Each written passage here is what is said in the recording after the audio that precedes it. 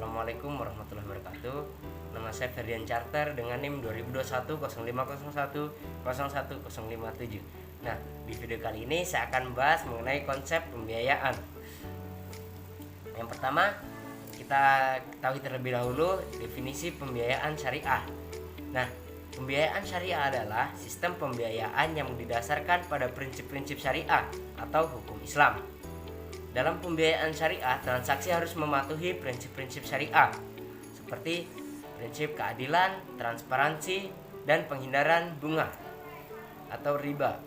Oleh karena itu, pembiayaan syariah harus lebih fokus pada konsep bagi hasil dan menghindari konsep bunga dalam transaksi keuangan.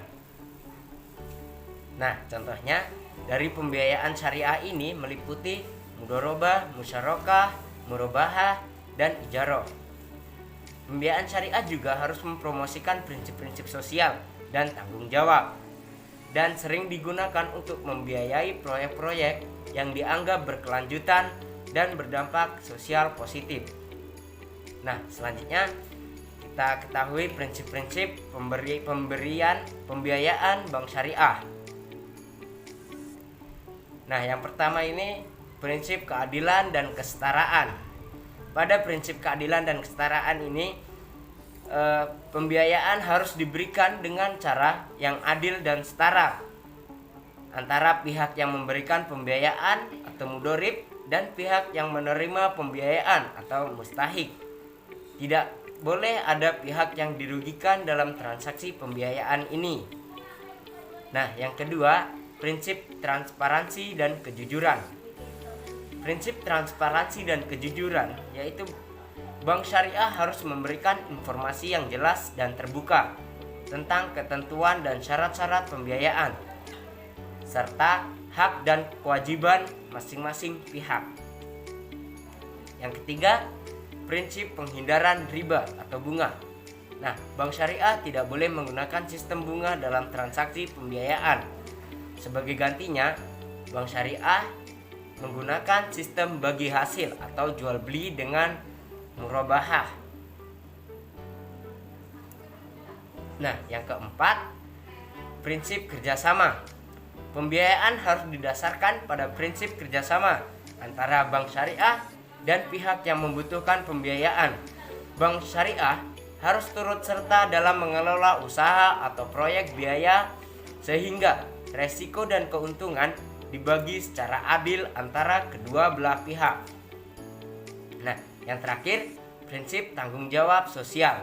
Pembiayaan harus diberikan untuk proyek atau usaha yang halal dan berdampak positif bagi masyarakat, lingkungan, maupun ekonomi. Bank syariah juga harus memperhatikan aspek berkelanjutan dan menghindari proyek yang merusak lingkungan atau bersifat spekulatif. Nah, teman-teman, selanjutnya jenis pembiayaan bank syariah. Nah, pada jenis pembiayaan bank syariah ini, yang pertama itu mudharabah. Mudharabah adalah pembiayaan berdasarkan prinsip kerjasama antara bank syariah dan pihak yang membutuhkan atau mustahik. Bank syariah menyediakan modal dan mengelola usaha, sementara mustahik memberikan tenaga kerja atau pengalaman atau mengelola usaha. Keuntungan dibagi sesuai dengan kesepakatan awal. Nah, yang kedua, musyarakah. Nah, jadi musyarakah ini pembiayaan dengan prinsip kerjasama dan pihak kemitraan antara bank syariah dan pihak yang membutuhkan pembiayaan. Keduanya menyediakan modal, mengelola usaha, dan berbagi keuntungan sesuai dengan kesepakatan awal. Nah, yang ketiga, murabahah. Jadi murabahah ini pembiayaan dengan prinsip jual beli. Bank syariah membeli barang yang diinginkan oleh mustahik dan menjualnya dengan makruf atau keuntungan kepada mustahik. Pembayaran dilakukan dalam jangka waktu yang disepakati. Nah, yang keempat, ijarah. Jadi ijarah ini pembiayaan dengan prinsip sewa menyewa. Nah, bank syariah menyediakan barang atau jasa yang dibutuhkan oleh mustahik dan mustahik membayar biaya sewa dalam jangka waktu tertentu. Nah, yang kelima, istisna. Nah, jadi istisna ini pembiayaan untuk membiayai pembuatan barang dengan prinsip pesanan. Nah, bank syariah membiayai pembuatan barang yang dipesan oleh mustahik dan pembayaran dilakukan dalam jangka waktu tertentu setelah barang selesai dibuat. Yang keenam, qardul hasan. Jadi pembiayaan dengan prinsip pemberian pinjaman tanpa bunga.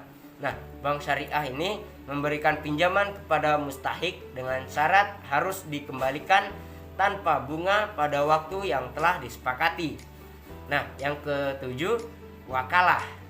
Nah, jadi wakalah ini pembiayaan dengan prinsip penunjukan perwakilan.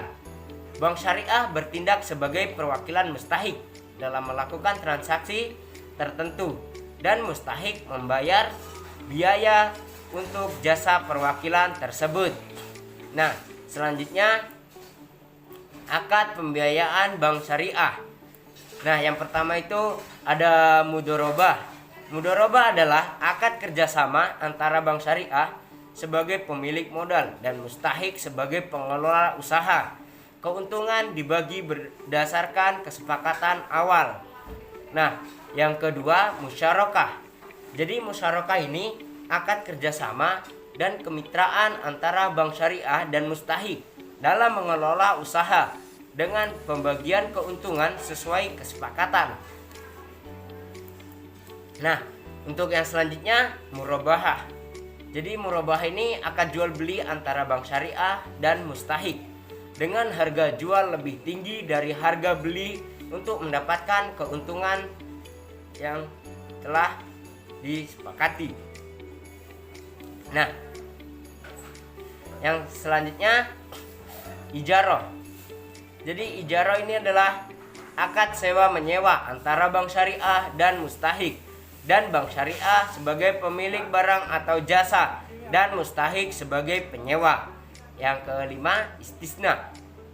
Nah, istisna ini akad pesanan antara bank syariah dan mustahik untuk memproduksi barang yang dibutuhkan mustahik. Nah, yang keenam, qardul hasan, yaitu akad pemberian pinjaman tanpa bunga antara bank syariah dan mustahik. Nah, yang ketujuh, wakalah. Nah, jadi wakalah ini akad penunjukan perwakilan antara bank syariah dan mustahik untuk melakukan transaksi tertentu. Nah, ketentuan dan syarat-syarat akad pembiayaan tersebut yang telah saya sebutkan tadi disesuaikan dengan prinsip-prinsip syariah dan juga berdasarkan pada hukum yang berlaku di negara tempat bank syariah beroperasi. Nah, selanjutnya, kolektabilitas atau kualitas pembiayaan bank syariah.